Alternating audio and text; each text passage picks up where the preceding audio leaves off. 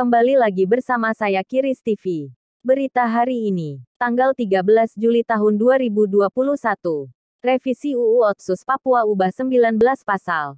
Pemerintah klaim terbuka dalam pembahasan.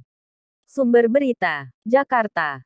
Kompas.com, pemerintah dan DPR menyepakati revisi Undang-Undang RUU Nomor 21 Tahun 2001 tentang Otonomi Khusus Otsus Papua dilanjutkan pembahasannya ke tahap pengambilan keputusan pada rapat paripurna DPR untuk disahkan sebagai undang-undang.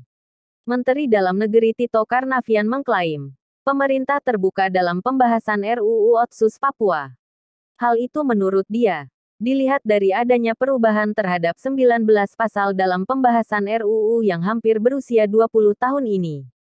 Pada akhirnya, Pansus Panitia Khusus Otsus Papua menetapkan perubahan terhadap 19 pasal sebagai berikut. 3 pasal usulan pemerintah dan 16 pasal di luar usulan pemerintah.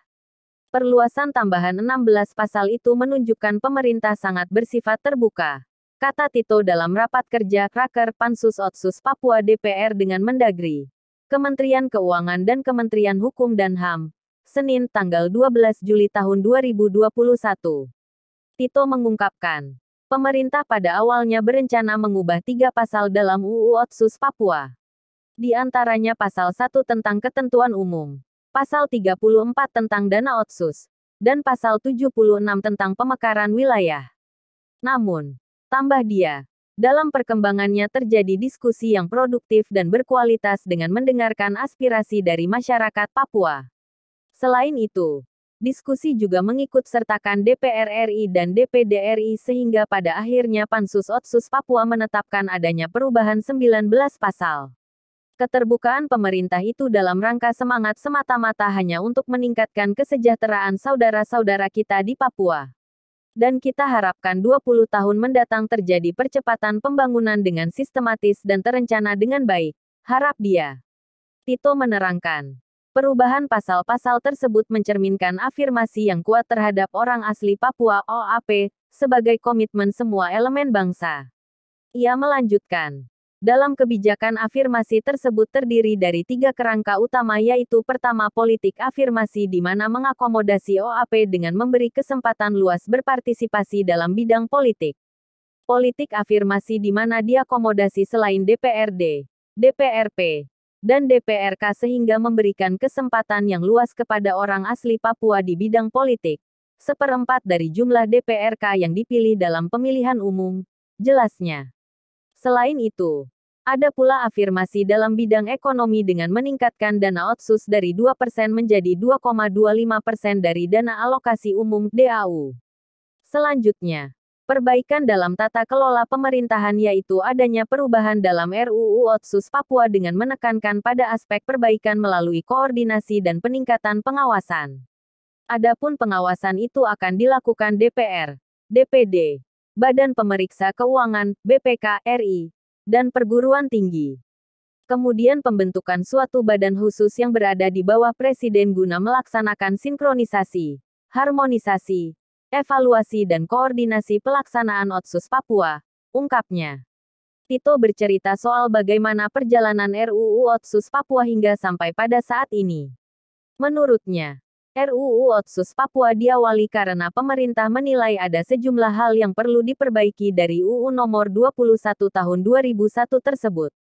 Di antaranya tentang pemerataan pembangunan antar kabupaten, kota di Provinsi Papua dan Papua Barat. Untuk itu perlu diambil kebijakan strategis di antaranya dengan melakukan perubahan terhadap UU Nomor 21 Tahun 2001 tentang Otonomi Khusus Papua, kata Tito. Selain itu, perubahan UU juga diperlukan dalam rangka memperpanjang dana otsus yang tercantum dalam pasal 34 UU Otsus Papua. Pada pasal itu disebutkan bahwa dana otsus berlaku selama 20 tahun.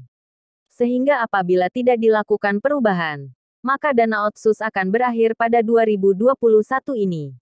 Padahal dana otsus masih sangat diperlukan untuk mempercepat pembangunan di Papua, terangnya. Merespons hal tersebut, pemerintah mulai memproses perubahan UU tersebut dengan meminta masukan kepada Gubernur Papua dan Papua Barat. Adapun permintaan itu dilakukan melalui surat Mendagri tanggal 12 Juli tahun 2019 terkait usulan perubahan UU Otsus Papua. Juga kepada DPRP, Dewan Perwakilan Rakyat Papua, DPRPB, Dewan Perwakilan Rakyat Papua Barat, MRP, Majelis Rakyat Papua, MRPB, Majelis Rakyat Papua Barat, ujarnya. Kemudian, dilakukan pembahasan panitia antar kementerian dan harmonisasi.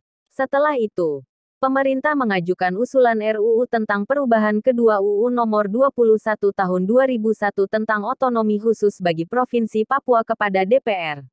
Tito mengungkapkan, pemerintah mengajukan RUU tersebut kepada DPR melalui surat Presiden RI kepada Ketua DPR tanggal 4 Desember tahun 2020.